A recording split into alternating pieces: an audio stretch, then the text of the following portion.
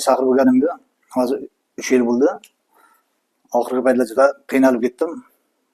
Umuman ichimda qanaqadir saqir hamma joyda charchatib tashlaganman. Keyin Zarafshonda больницада bittasi Xudoning o'zi qandaydir to'g'ri keltirdi, Alloh o'zi to'g'ri keltirdi. Men so'radim, saqirni siz mendan so'radi. Men aytdim, "Ha, men sizga joyini aytaman" dedi. Doktor bor, shunda men borib kelganman. Keyin quvonib ketdim. Men aytdim, "Qanaqa doktor? Topib bermang shu doktor" dedim.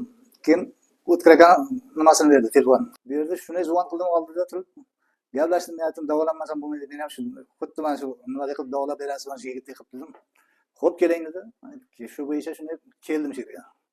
Keldim, saqirim shu Zarafshonda paytim 24 ta, 7, 23 yo 18 dan pastga tushmay qoldi saqirim. Dorilarni ichgandan keyin. Dorilarni ichgandan keyin. Keyin bu yoqqa keldim. Xudoga shukr operatsiya bo'ldi. Qildi, qo'li yengil ekan, dard ko'rmasa qo'llari. Yaxshiman hozir, Xudoga shukr. Hozir saqirim tushdi. Hech narsa yo'qda hech narsa ko'rmaganman. Hozirgacha nasriyam yaxshi. Men shu saqir bo'lgan kasallarga shunday tavsiya beraman, mana shu yerga kelingizlar, shu topasiz, mana biz shu topdik, Xudo xolasa.